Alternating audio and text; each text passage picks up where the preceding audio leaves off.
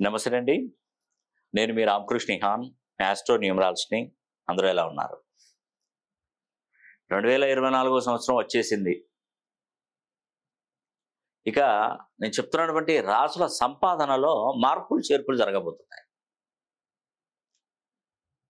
వీరి సంపాదన ఎలా ఉంటుందంటే ఒక జాతర మాదిరిగా మారబోతుంది సంపాదన. ఒక అతనికి చెప్పానండి నేను, నీకు ఈ 3 నెలల్లో నువ్వు లెక్కలేనంత డబ్బు నువ్వు చూడగలుగుతావు, నువ్వు బాగా మంచి సంపాదన అనేది బాగా మారుతుంది అని చెప్పేసి నేను చెప్పాను. సార్ నాకు సంపాదన అనేది కలగాలి సార్, ఎందుకంటే నేను ఒక ఇన్వెస్ట్మెంట్ నాకు దొరికితే నేను ఏదైనా వ్యాపారం పెట్టుకుంటాను. ఆ ఇన్వెస్ట్మెంట్ చేయాలంటే ఎవరిని అడిగినా కూడా 5 లక్షలు కావాలంటే 5 ముళ్ళ 15,000 నెలకు ఇంట్రెస్ట్ కడితే నేను వ్యాపారం చేసి సంపాదించేది ఎట్లా? ఈ రోజులలో ఎలా ఉంటుంది సార్, నాకు ఇనిషియల్గా ఒక చిన్న అమౌంట్ కావాలి, ఆ అమౌంట్తో నేను ఒక టిఫిన్ సెంటర్ పెట్టుకుంటాను, కానీ ఆ అమౌంట్ దొరకట్లేదు సార్ అని చెప్పాడు. నీకు ఆ అమౌంట్ అనేది వచ్చే విధంగా నేను చేస్తాను అని చెప్పేసి అతనికి నేమ్ కరెక్షన్ ఇచ్చాను. కరెక్షన్ ఇచ్చిన తర్వాత అతను ఏం చేశాడంటే ఒక చిన్న అమౌంట్ ఫస్ట్ వ్యాపారానికి నామమాత్రంగా సిడి అమౌంట్ అంటారు. అంటే 10 లక్షలు 5 లక్షలు ఇస్తే దానికి రోజు ఇంట్రెస్ట్ రేట్ ఇంత పడుతుంది, ఆ ఇంట్రెస్ట్ కట్టాలి, సిడి అమౌంట్ అంటారు. అప్పటికప్పుడు ఆ 10 రోజులకు 5 రోజులకు 3 రోజులకు 10 రోజులకు ఇట్లనే అంటే మినిమం ఒక 5-10 రోజులకు మాత్రమే ఇస్తారు సిడి అమౌంట్స్, ఎందుకంటే ఎంబడి కట్టాలి అమౌంట్స్. అతను ఏం చేశాడంటే నేను కరెక్షన్ ఇచ్చిన తర్వాత 3 నెలలు దాటిన తర్వాత తనకు ఆలోచన వచ్చి, ఒక షాపు, అది దీపావళి టపాకాయలు, దానికి సంబంధించినటువంటి ఈ ఫైర్కి సంబంధించిన దగ్గర నుండి ఎంఆర్ఓ దగ్గర నుండి వాళ్ళకి సంబంధించినటువంటి ఒక లైసెన్స్, చిన్న లైసెన్స్ అప్పటిదప్పుడు తీసుకొని ఒక గ్రౌండ్లో ఈ టపాకాసుల బిజినెస్ పెట్టాడండి. టపాకాయలు దీపావళి పండుగ. అతని అదృష్టం బాగుంది, నేను ఇచ్చినటువంటి లక్కీ నెంబర్ ఆయన స్టాల్ నెంబర్ వచ్చింది. చూడండి, నేను ఇచ్చినటువంటి పేరు కరెక్ట్గా రాసుకున్నాడు. నేను ఇచ్చిన తర్వాత అతను ఏం చేశాడంటే బిజినెస్ సిడి అమౌంట్లో పట్టుకొచ్చి పెట్టాడు. నాకు ఫోన్ చేసి చెప్పాడు, గురుగారు నేను ఇట్లా ఒక బిజినెస్ చేస్తున్నాను, ఇది నా లైఫ్లో జీవన్ మరణం అన్నాడు. ఎందుకయ్యా? దీంట్లో వస్తేనా నేను బాగుపడతాను, ఇలా ఫెయిల్ అయినా అనుకో ఇంకా నేను ఆత్మహత్య చేసుకుంటాను అన్నాడు. ప్రతి చిన్నదైన విషయానికి నువ్వు ఆత్మహత్య చేసుకుంటే కుదరదు కదా. నువ్వు ఎంత అమౌంట్ తీసుకొచ్చు అంటే నేను 5 lakhs తీసుకొచ్చాను గురువుగారు, 5 రోజుల 10, అంటే సిడి అమౌంట్లో రోజుకు కొంత అమౌంట్ ఇచ్చి ఆ 10 రోజులకు తీసుకొచ్చాము, 5 లక్షలు అని చెప్పాడు. 5 లక్షలకు ప్రాణాన్ని కోల్పోతావా నువ్వు?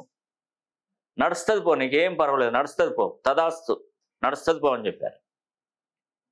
ఒకవేళ నీకు ఆ ఇబ్బంది ఉంటే, భయం ఉంటే నువ్వే టెన్షన్ పడకు, నువ్వు మొత్తం లెక్క చేసి నీకు ఎంత లాస్ వచ్చిందో చెప్పు. 5 లక్షలు పెడితే 5 లక్షలు అయితే పోవు కదా, మహా అయితే 1 లక్షనో 2 లక్షలో ఎంతో దానికి సగానికి సగమో పోతాయి, కానీ మొత్తానికి అయితే లాస్ అయితే కావు కదా. ఆ అమౌంట్ ఎంతో 2-2.5 లక్షలు నేను ఇస్తాను, హామీ ఇస్తున్నా, నువ్వేం టెన్షన్ పడకు. నువ్వు దానికి ప్రతి చిన్న విషయానికి నేను సూసైడ్ చేసుకుంటాను, నేను బ్రతకను, ఇవన్నీ మర్చిపో, నేను ఇస్తానని చెప్పాను కదా, నువ్వు పెట్టేసుకో అని చెప్పాను. నేను ఇచ్చిన ధైర్యంతోనే స్టార్టింగ్లో ఆయన స్టార్ట్ చేశాడండి. ఆ 2 days అసలు కనకవర్షం కురిసింది ఆయన షాప్లో. 5 లక్షలు పెడితే 20 లక్షలు వచ్చినాయండి. 5 లక్షలు పెడితే 20 లక్షలు వచ్చినాయి. 5 లక్షలు అక్కడ పెట్టేసి 15 లక్షలు జేబు సంచిలో పెట్టుకొని వెళ్ళిపోయాడు.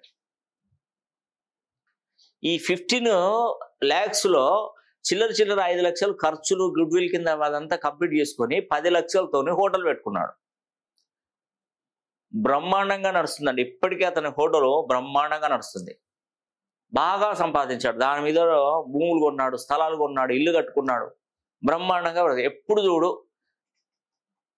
ఎవరన్నా ఏదైనా వచ్చినా కూడా నీకు ఏదైనా ప్రాబ్లం ఉంటే పలానా గురువు గారి దగ్గరికి నువ్వు మంచి జరుగుతుందని. ఆయన పబ్లిసిటీ కాదు, మామూలుగా లేదు, మహా పబ్లిసిటీ.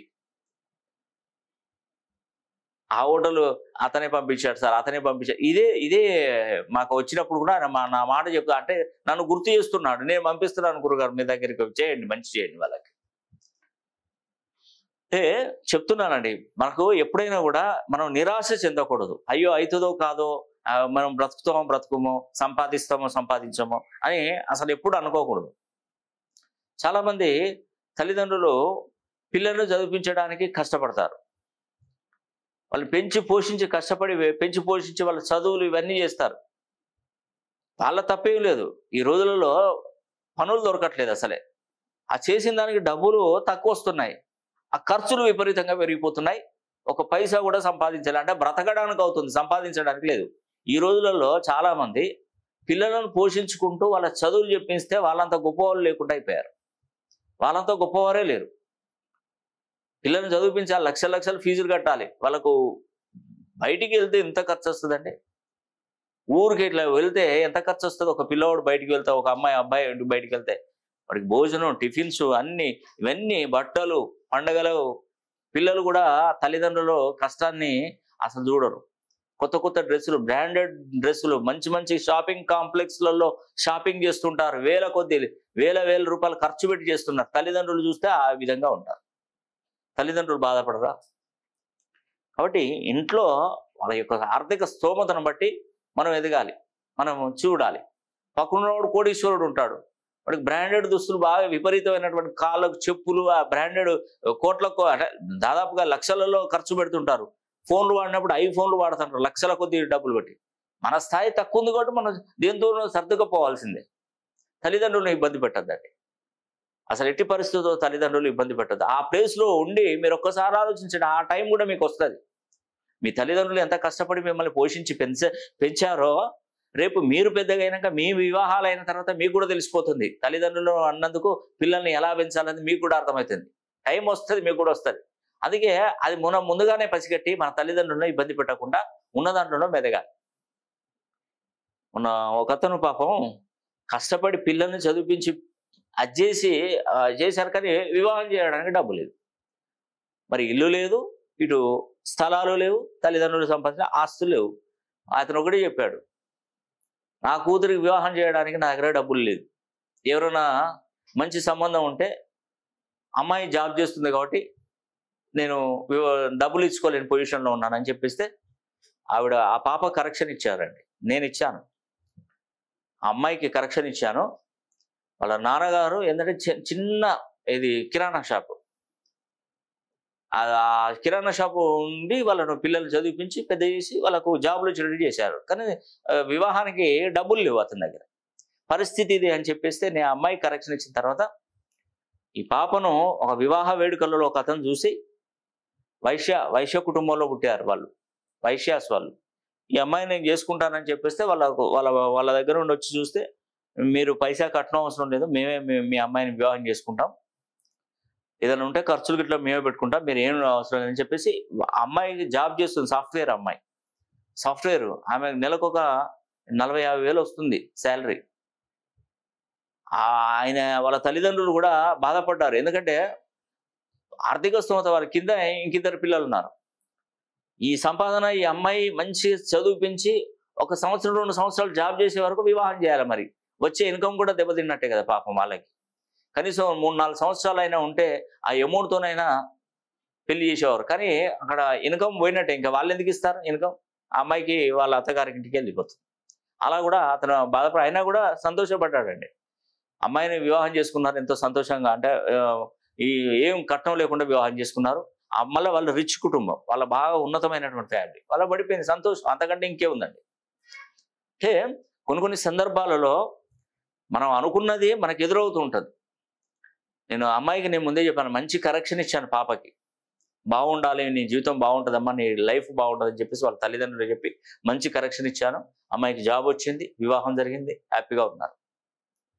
అందుకే చెప్తున్నాను, 2024 సంవత్సరంలో నేను చెప్తున్నటువంటి రాసుల సంపాదన ఎంత అద్భుతంగా మారుతుందంటే అంత అద్భుతంగా మారుతుందండి.